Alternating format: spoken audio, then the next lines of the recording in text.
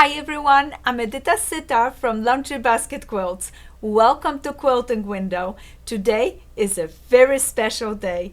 Guess what is our last week for our mystery quilt. And now it's the time to reveal the mystery. You guys have worked so hard.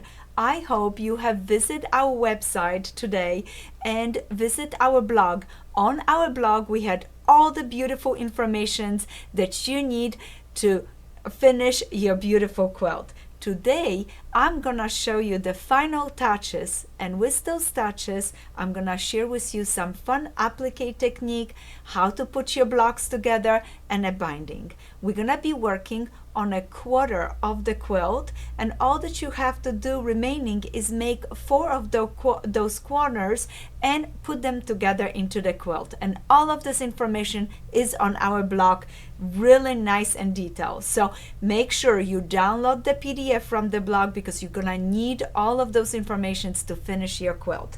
We have been making beautiful flowers together. Did you enjoy the garden grow?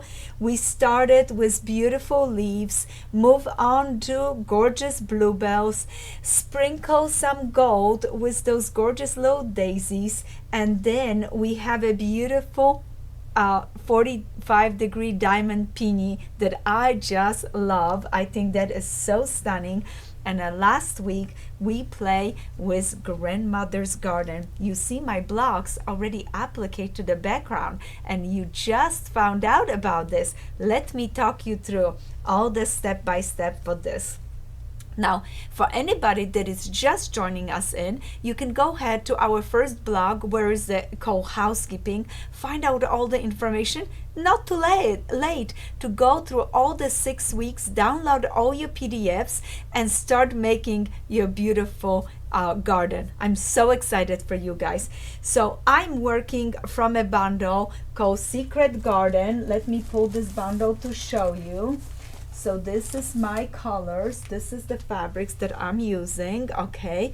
And I chose 2 packages of green time silhouettes to go with my bundles because I'm going to be doing fusible applique. Now, if you do not want to do fusible applique, that's okay. Guess what? You have plenty leftovers from your bundle. So I brought all my leftovers today. Look at this. All these beautiful leftovers. You can use those fabrics for the applique pieces, and if you want it, there would be a little bit left. You can make a scrappy binding around the quilt. I chose the pre-cut fuse applique shapes because they're my favorite, but just wait, I'm gonna show you all of the remaining pieces. Now, when you go to our blog, you're gonna know that the first thing that I'm asking you to do is finish cutting your background pieces. Start cutting, follow the direction. There's multiple pieces that you need to cut, rectangles, squares, to be able to put your blocks onto the beautiful design. One of the rectangles that I ask you to cut is gonna be the rectangles to put behind our grandmother's garden, and this is your next step that you have to do. This flower is gonna be put later on when we start piecing things together, so be patient, hold down with this light flower. But those, you already have beautiful rectangles, and what I did is option A, you can go ahead and use the same thread and a needle and just that you use for English paper piecing, and just stitched around the edges and applique by hand.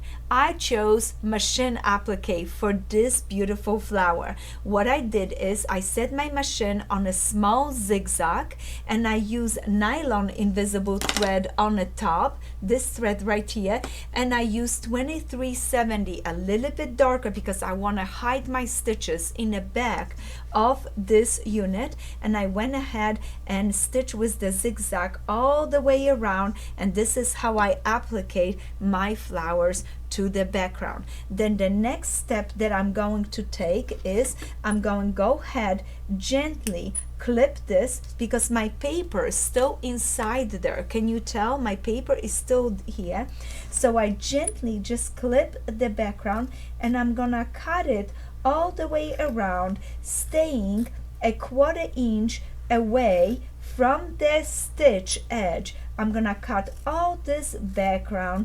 Why am I doing this? Because I need to access the back so I can go ahead and remove the paper from the back of my hexagons. Isn't that wonderful? So a little bit more. You're gonna go all the way around here just to get a little access to the back. Now I will keep going like this till I remove completely this fabric.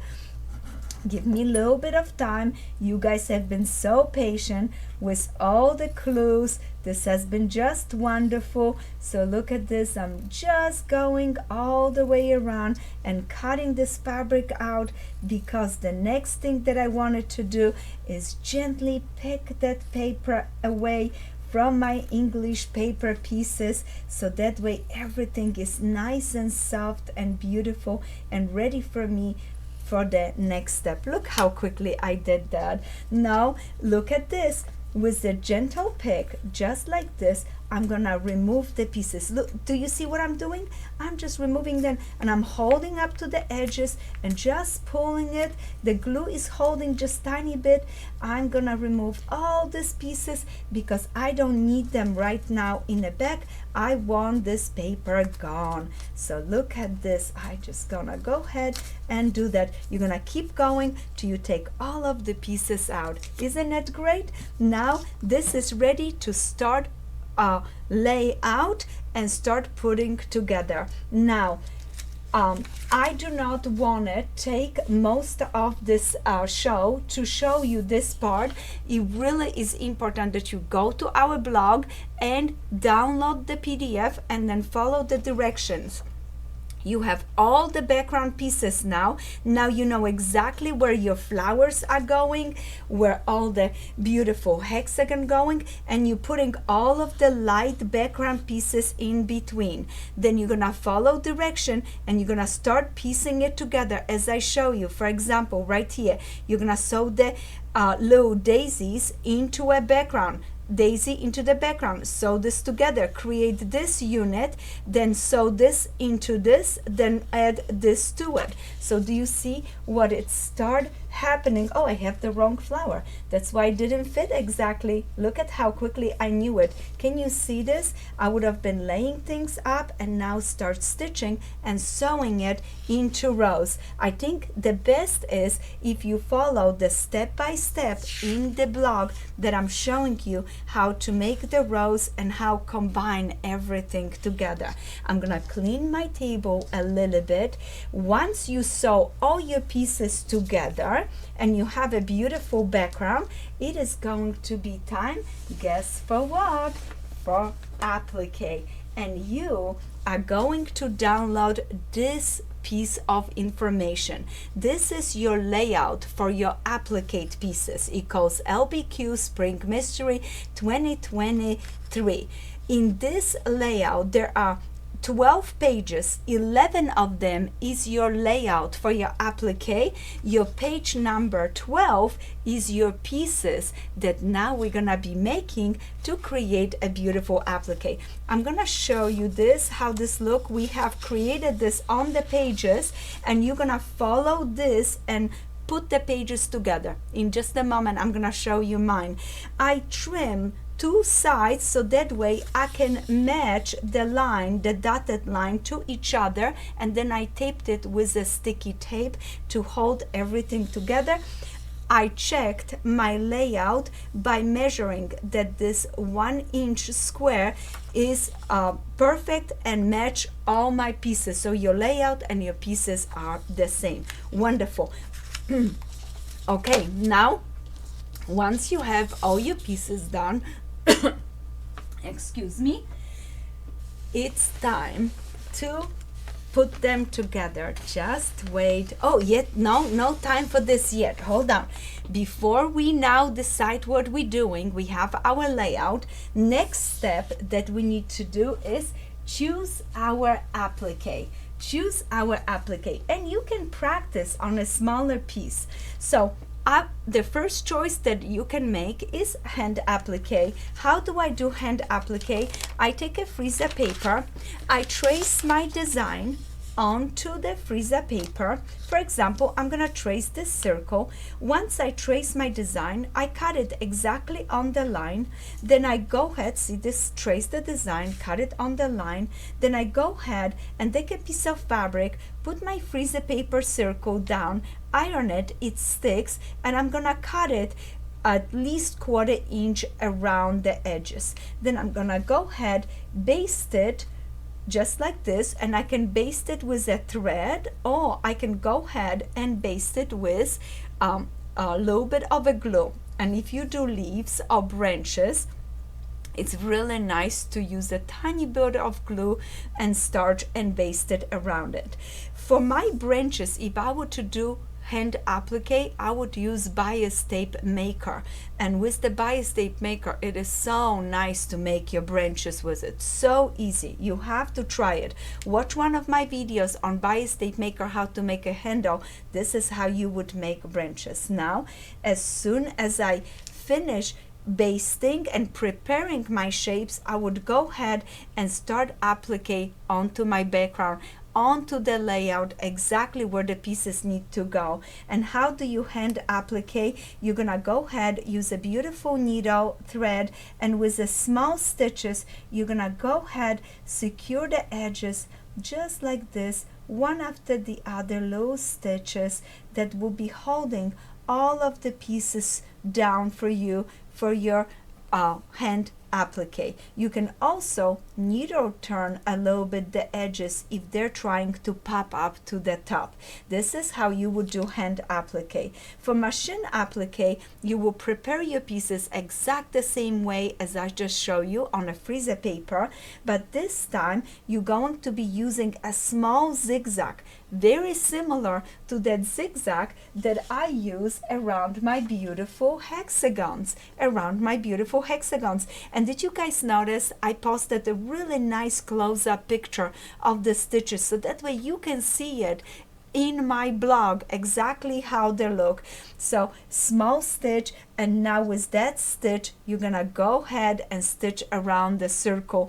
Later on you're gonna remove the paper from the hand applique or the machine applique just by opening gently on the back and pulling it out.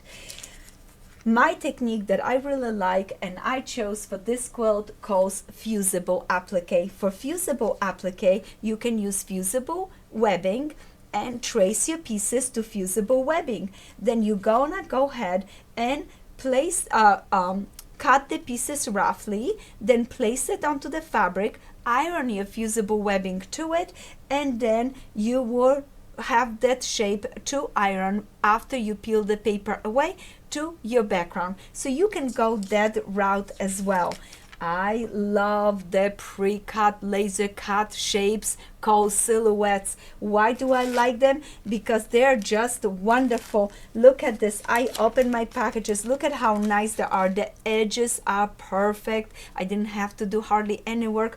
All that I would have to do is just crease it gently, and now separate the paper, and the fusible webbing is right there. When you're doing this, be very careful not to pull on the edges, because you don't want to fray them as you're doing this. You want to be very gentle. Did you see what I did? I crease it, this opens up, and I can separate the paper from my fusible shapes. So this is the option that I have chose for my project.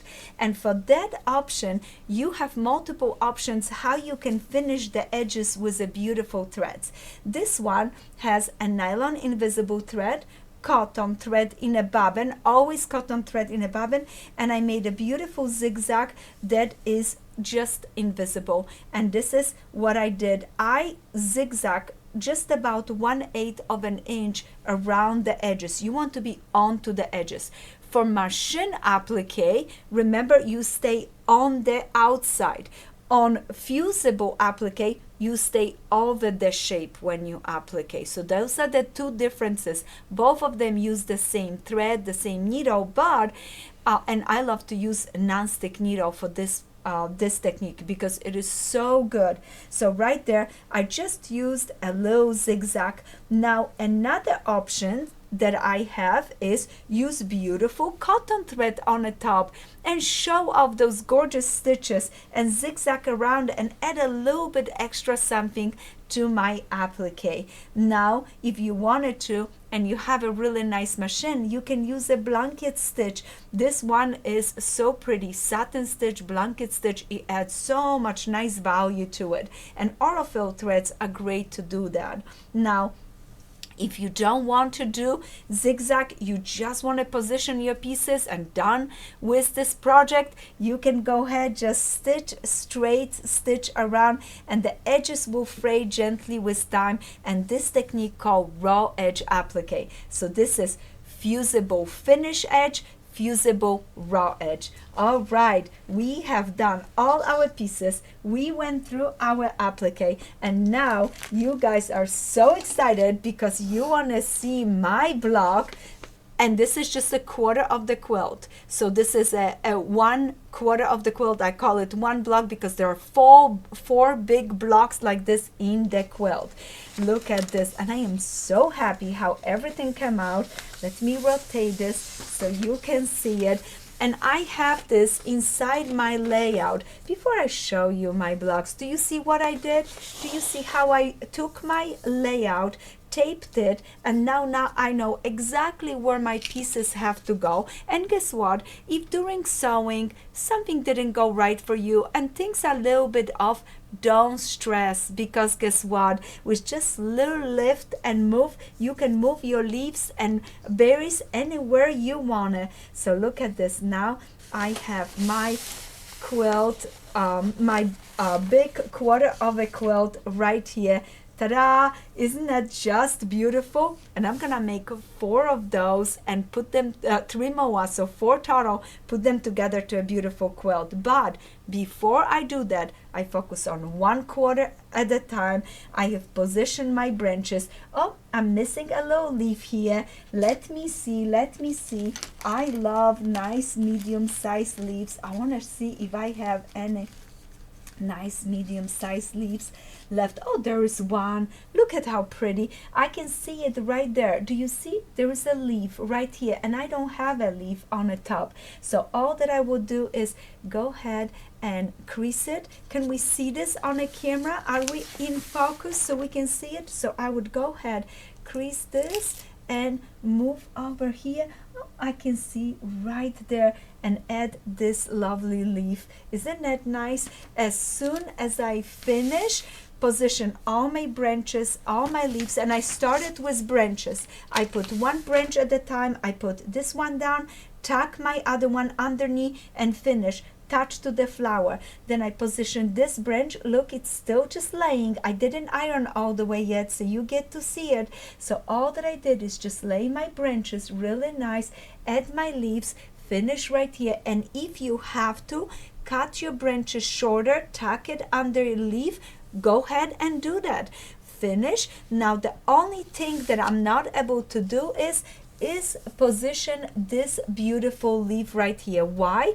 I have to first sew all my 4 section of the quilt, then I'm gonna add this leaf because it goes over the seam. So I do not want to do that right now. This is where it should be right there. So I don't want to do that right now. I want to wait that I add this after I sew all my units together. Now, isn't that lovely? Right now, I'm just going back and forth. Should I use a beautiful blanket stitch, or should I use invisible thread to stitch around all the edges of applique? And just a little advice, when I have a larger unit like this to applique, what I do is I go ahead and roll it so that way I have something to hold when I'm stitching all the way around it. And I can't wait to see your results and how you put your beautiful blocks together. Now remember, the next step you have to do, download the pattern from the website, make sure that you have all of your background pieces, start sewing them together to beautiful units, and just step by step you're gonna create a gorgeous garden. And what I did is I sewed all of this together, then I finish, and this I applique and then I add my beautiful branches and leaves right to it. So little step at a time.